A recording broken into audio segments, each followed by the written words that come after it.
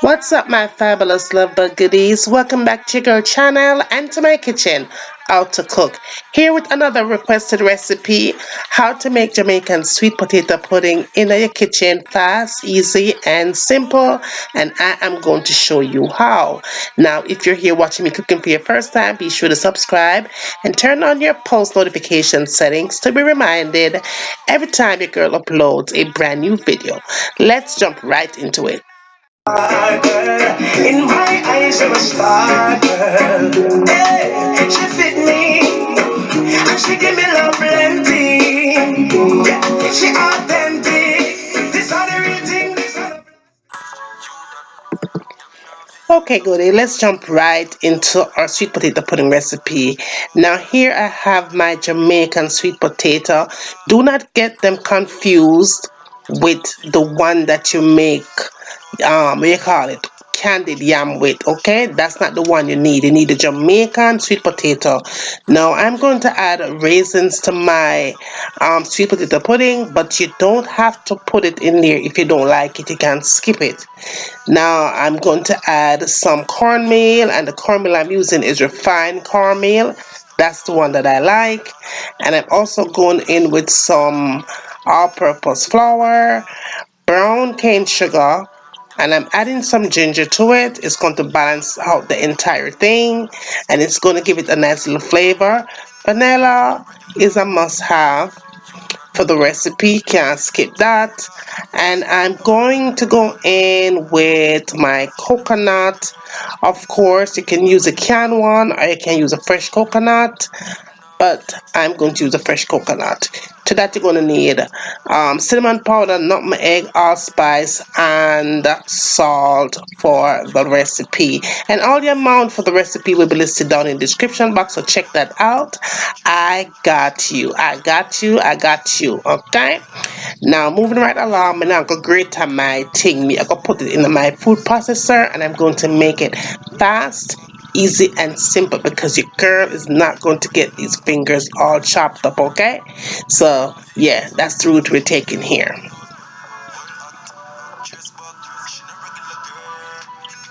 And I am using about my potatoes are pretty big, but I'm gonna put everything down in the description box for you. Alright, I'm gonna put everything. I'm not gonna really go through all of that right here. I'm just gonna put it down below, so check that out.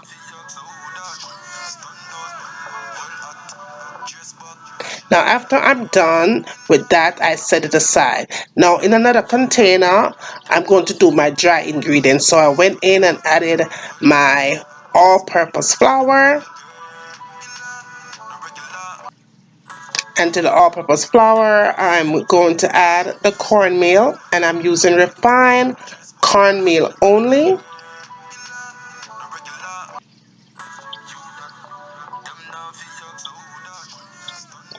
Then to that, I went in and I added my cinnamon powder to the mix.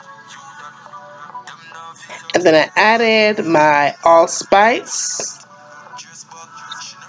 And then I added my nutmeg. And of course, I went in with some salt for flavor. Can't skip that. And you want to go ahead and just give it a good sip through the strainer, just to make sure that everything is nice and smooth and you do not have any lumps of any kind when you get everything all together. You might need a little assistance, just make sure you have everything all smooth out through the strainer like so, right? And you're good to go. Give it a good mix like so, everything nicely combined. You want to make sure of that so you could have a perfect sweet potato pudding on your table. So give it a good mix and set it aside. Now I'm going to use my fresh coconut for the recipe, but now I'm going to grate it. I'm going to put it in on the blender, and we're going to blend this until nice and smooth, because the girl is not about to cut her fingers up, honey, not today. So we're going to get into the blender, and I did get about 3 cups of coconut liquid for the recipe. Set that aside. Now in another container, I'm going to add my coconut cream to the mix. Then I'm going in with the brown cane sugar, going in with my vanilla, and the grounded ginger. Give it a really good combination mix, just like that.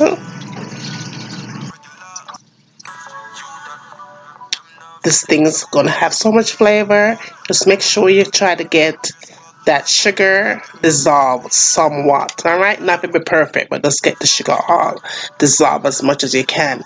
Now right here is where I'm going to add some white rum to it. It is totally optional, guys, but I like to put white rum into it because it's going to preserve the pudding. It could stay for way longer than if it did not put it in there, and it's also going to give it a nice flavor. But if children is going to eat this pudding, not put it in there.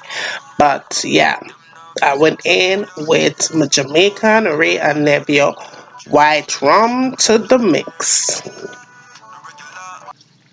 and then give it another nice little spin, just like so. Now it's time to combine. So all I'm doing here is going to add my sweet potato into the liquid coconut mix right there,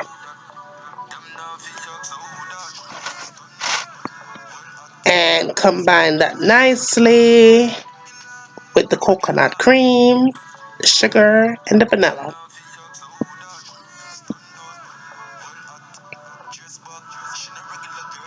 And that smells also good already. Now after it's combined like that, it's time to add the flour, and I'm going to add half of it to it. And just combine that half first, like so, because we are trying to take our time with this thing. And at this point, you want to make sure that your oven is already on. Your oven should be preheated before you add your pudding into that oven. Okay, so turn on your oven.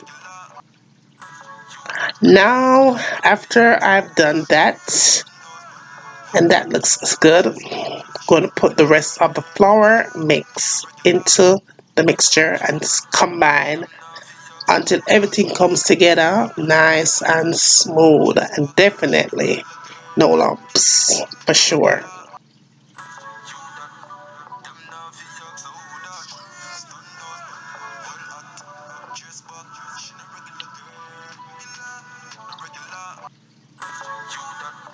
Guys, while you're watching me, make sure that your notifications are on, okay?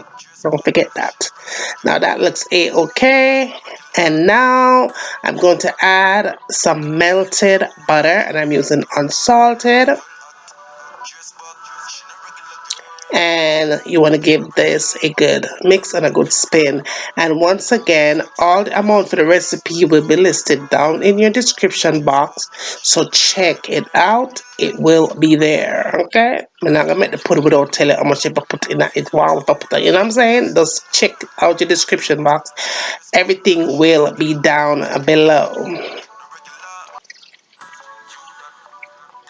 Now I'm going to add my raisins, and like I told you before, raisins are totally optional when you're making sweet potato pudding, but in my kitchen and a lot of other people's kitchen, they do like the raisins, so I'm putting raisins into mine. And once again, the amount for the recipe will be listed down in your description box. And we are done here. Now let's get our baking pan set up. Now I'm using a nice size, a pretty big size baking pan, right? Right now I don't know what size it is, but it's pretty big, and I'm going to check it out, and I'm going to put that down below if we can figure out what size it is. But we're going to get this thing all set up for baking. I'm using my coconut oil, but you could use butter, uh, cooking spray, whatever you like, to get that pan also greasy, because if your pan is nice and greasy, you're gonna have the perfect pudding. All right, it's not gonna stick to the side and the left and the back and the front and all of that. So I like to use a lot, whether I'm using butter, or whatever. I like to use a lot. Now I went in with my parchment paper, and you do not have to use parchment paper, but because I want a smooth transition when my cake, when my pudding is finished, I'm using parchment paper to make sure that my pudding not stick no way, shape, or form. So that's why your girl is doing this right here. And that is perfect. Perfect. Now it's time to pour in my pudding mixture. And once again, your oven should be preheated. Do not put your pudding into the oven if the oven is not nice and hot. Okay?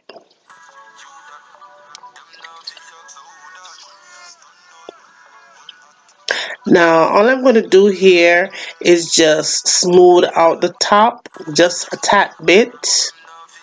Just a tad bit, and I'm going to show you how to not have your pudding cracking on the top.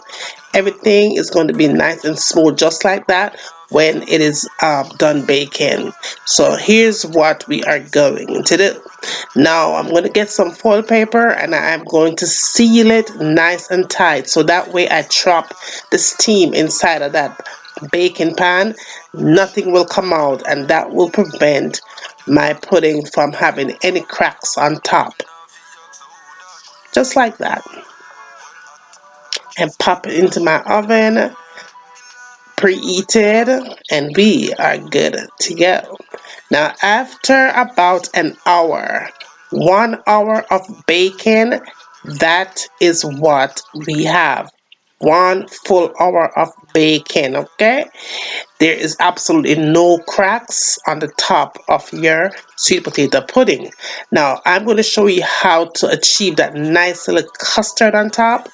There I have some coconut milk, and I added some more melted butter to that coconut milk, unsalted. Gave it a nice little mix until everything come together and combine smooth. That little color right there, that is what we need. Do not add anything else to it.